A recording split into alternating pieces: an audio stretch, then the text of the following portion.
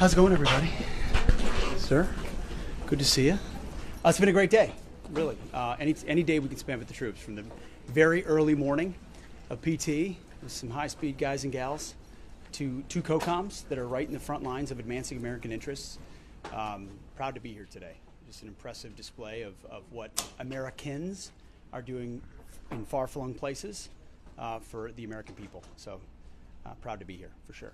I think we have a local. Where's our local reporter? I'd like to go first to our local. Thanks so much. So, where are you from? From Stuttgarter Nachrichten. That's the second biggest newspaper in Germany. Well, it's my favorite now. Thanks so much. You are visiting Africa as one of your first points in your duty. Does that mean that the American strategic aims in Africa are going to change? Well, I think it's a reflection of the importance of that command as well as EUCOM. We spent this morning at EUCOM as well. It made sense to come to both if we're here in Germany. But it's also a reflection that, the PRC's intentions are pernicious, not just in their part of the world, but also in South America and on the African continent.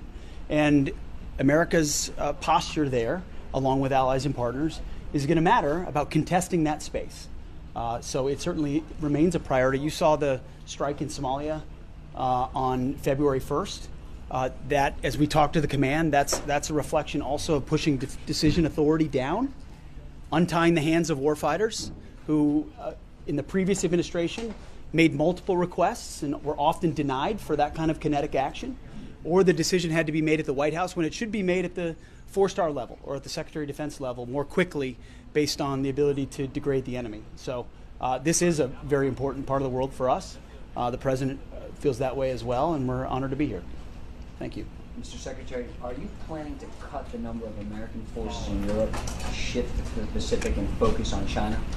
There are no plans right now in the making to cut anything. There is a understanding that we're going to review force posture across the world, right? President Trump's planning assumptions are different in many ways, or at least strategic assumptions, than Joe Biden's were. We certainly don't want to plan on the back of the withdrawal from Afghanistan and what happened on October 7th and the war that was unleashed in Ukraine. You have to manage and mitigate those things by coming alongside your friends in Israel, ensuring their defense, and peacefully resolving the conflict in Ukraine. But those shouldn't define how we orient. And with hopefully a rapid peace deal in Ukraine, which the President is committed to delivering, we can then review force posture and encourage, as you're going to see tomorrow in Ukraine at the Ukraine Contact Group and the NATO Ministerial, we're going to have straight talk with our friends. This kind of urgency of this moment requires friends talking to friends about capabilities, about leadership, about stepping up, about burden sharing, and the incentives to say the European continent deserves to be free from any aggression, but it ought be those in the neighborhood investing the most in that collective, individual and collective defense. That's common sense, as the President talks a lot about. Common sense is you defend your neighborhood and the Americans will come alongside you in helping in that defense. If and when that happens, and I believe it will, because of President Trump, most NATO countries are already close to 2%. We believe that needs to be higher. The President has said 5%. I think he's right. That's a reflection of a need to invest on the continent. If and when that happens through investments in defense industrial base as well, then yes, America, as the leader of the free world, defending American interests, is going to need to make sure we're focused properly on the Communist Chinese and their ambitions in the Indo-Pacific and, as I mentioned before, around the world. So we would be remiss in not reviewing force posture everywhere, but it would be the wrong planning assumption to say, oh, America's abandoning something or America's leaving. No, America's smart to observe, plan, prioritize, and project power where we need to deter conflict. We don't want conflict with China. We don't want the President has ran on being a peace president, and he's delivered that. But being strong, peace through strength, is how you deter that. And we want to posture for that, just like we believe the Europeans, alongside our support, need to on the continent as well. Is China the biggest threat to the United States? Well, right now, the biggest threat was securing our own border, which we are addressing rapidly. And I'm proud of what NORTHCOM has done and the Defense Department has done, is shifting there. You don't have a country if you don't have borders, as the President has pointed out. And we've been defending other people's borders for a long time. Time to defend ours. So we're sealing that border. We're continuing to doing that. But as far as external threats, there's just no doubt the Communist Chinese ambitions are robust. Their view of the world is quite different than ours. And whoever carries that mantle is going to set the tone for the 21st century. You made a point to do PT with 10th group this morning on very little sleep. Why was it so important for you to do this? And tell us about the workout. I did do PT with the troops this morning. Listen, it's not that long ago that I was right there with them. I probably, no offense, General, I probably connect more with those guys than I do with 4-star generals. But now I get the chance of working with 4 stars and others who are committed to the troops. But when I can get down, do push-ups and deadlifts with the troops, and just hear from them, what's working, what isn't, how do you see your mission set? I love that. So there was never a doubt, even though we got in at 2 in the morning, that we were getting up a couple hours later to go do PT. It's a reminder that you guys, the press in Washington might think I'm young, but in military terms, I'm old. And that showed this morning with these young guys who ran circles around me in that parking lot. Secretary Hegseth. Then Zach. Go ahead. Thanks for doing this. You mentioned earlier that President Trump wants to NATO countries to spend 5% of their GDP on defense. Do you think the U.S. should also spend 5% of its GDP on defense? Well, I think the U.S. needs to spend more than the Biden administration was willing to, who historically underinvested in the capabilities of our military. So the president is committed, as he was in the first term, to rebuilding America's military by investing. And you're going to see that in the conversations on Capitol Hill. We've already been intimately involved with the folks on HASC and SASC and the appropriations, talking about the capabilities we're going to need, not just next year and the year after that or for the next 4 years, but for power projection going forward. And then the reforms needed to make sure that every dollar goes further. Now, at a minimum, we should not go below 3%.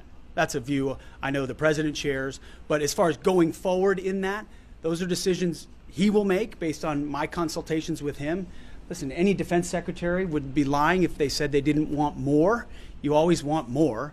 But we live in fiscally constrained times where we need to be responsible with taxpayer dollars. We're $37 trillion in debt. That's a national security liability as well. So we're going to work with Capitol Hill. The president's going to lead the way on making sure the troops have the resources they need and that we truly rebuild our military just like President Trump did in the first term. And President Biden vowed against sending U.S. troops into Ukraine. Would you be open to sending U.S. troops into Ukraine to track weapons shipments? We are not sending U.S. troops to Ukraine. You've talked about wanting to welcome Elon Musk and Doge into the Pentagon potentially in the next few weeks. Do you expect him to start unilaterally cutting programs and contracts the way he's done at USAID and other agencies? And are there any limits or supervision you'd want to place on his team given his conflicts of interest with the Pentagon? Well, we've been in touch with, I've been in touch with Elon Musk, who's a great patriot, interested in advancing the America First agenda, knows that President Trump got 77 million votes and a mandate from the American people, and part of that is bringing actual business-like efficiency to government, hence what Doge is doing. We've been talking to them in partnership with them, and as I said on social media, we welcome Doge to the Pentagon, and I hope to welcome Elon to the Pentagon very soon, and his team, working in collaboration with us. There are waste, redundancies, and headcounts in headquarters that need to be addressed. There's just no doubt. Look at a lot of the climate programs that have been pursued at the Defense Department. The Defense Department is not in the business of climate change, solving the global thermostat. We're in the business of deterring and winning wars. So things like that we want to look for to find efficiencies, and many others, the way we acquire weapon system, procurement. There's plenty of places where we want the keen eye of Doge, but we'll do it in coordination. We're not going to do things that are to the detriment of American operational or tactical capabilities. President Trump is committed to delivering the best possible military. The Defense Department is not USAID. USAID's got a lot of problems that I talked about with the troops, pursuing globalist agendas that don't have a connection to America first. That's not the Defense Department, but we're also not perfect either. So where we can find billions of dollars, and he's right to say billions, inside the Defense Department, every dollar we save there is a dollar that goes to warfighters, and that's good for the American people. With Logan with Newsmax. Mr. Secretary, since we're here at AFRICOM, I have a question about Africa. Now, when you served, you fought jihadists in the Middle East, and there's a lot of jihadists in Africa, whether it's ISIS, Al-Qaeda, Al-Shabaab. go on and on. How do you plan to handle that threat? I'm not saying put troops on the ground in Africa to fight them, but are you concerned that there could be some sort of cell that might be plotting attacks against other parts of the world, trying to recruit soldiers because it's Africa with a growing population? How concerned are you about the jihad threat in Africa today? Definitely concerned. I mean, anybody of my generation that served in Iraq and Afghanistan or been a part of post 9/11 understands the threat of global jihad, especially the desire to export that against our allies in Europe or Israel or certainly the United States of America. So the counterterrorism threat focused on those who would seek to do us harm is of the highest priority, which is why you saw what AFRICOM did so well in that strike in Somalia. Where we see those growing, plotting, or planning with increased capabilities, we will strike. And that pertains to Islamist organizations all across the continent. But it also, we have to work with partners and allies. I mean, foreign internal defense and security force assistance. I was with Green Berets this morning. You know, we think of Green Berets in the context of post 9/11, right? Kicking down doors, and they're really good at that. But what they're best at is doing security force assistance and foreign internal defense, where they work with local security forces to build up their capabilities so that it's indigenous forces fighting Islamists because they want to secure their country as well. And AFRICOM is very directly committed to doing that. That's a mission very much worth resourcing. And Africa is very much the front lines of a fight from Islamists. You've got Christian populations that are under siege in Africa and have been ignored for far too long. And American interests there, it matters a great deal. And Islamists, we're not going to allow them to maintain a foothold, especially to try to strike at America. We're going to finish up with two questions from these two local outlets. Sir, okay, one more here and then here. John Vanner from Stars and Stripes. Also related to AFRICOM and Somalia, during the end of President Trump's first term, he elected to pull forces out of Somalia and switch to more of a rotational concept. President Biden sent troops back in there on a full-time basis. What's your vision going forward for Somalia? Do you want to maintain troops there continuously, or are you looking more towards pulling them back? Well, I mean, I want to listen to the commanders on the ground, first and foremost, as does the president. I mean, he's charged me with, hey, give me your best advice, but also keep your ear to the ground of what's most effective. But he's also been very clear that we're not trying to have American boots all over the globe. Where we can do counterterrorism effectively over the horizon, that's the preference. But we'll review the force posture there with the generals doing the heavy lifting and take it into consideration, no doubt. But thankfully, we had the intelligence capabilities to do the kind of strike that we saw, and we believe we can do more of that. Franz, last question. So you renamed the name of Fort Liberty into Fort Bragg, and you honored a private first class who lost his life for liberating Germany. What does that mean for the U.S. forces? Well, first it means Bragg is back. It means the legacy of an institution that generations of Americans have mobilized through and served at is back. I mean, it's a shame what was done to vets, service members, their families, who were born there, deployed out of there, lived there, I was with airborne troops here, some of which spent 25 years at Fort Bragg. I never called it Fort Liberty because it wasn't Fort Liberty, it's Fort Bragg. And so I was honored to be able to put my signature on that. By the way, with the support of the President of the United States, who set the tone on this and said, I want Fort Bragg back. And we're honored to support a private first class who received a Purple Heart and the Silver Star at the Battle of the Bulge. We're honoring a private first class, and I'm proud that we have a Marine Corporal as the Vice President of the United States too. Junior enlisted have never seen better days. But it's about that legacy. It's about the connection to the community, to those who've served.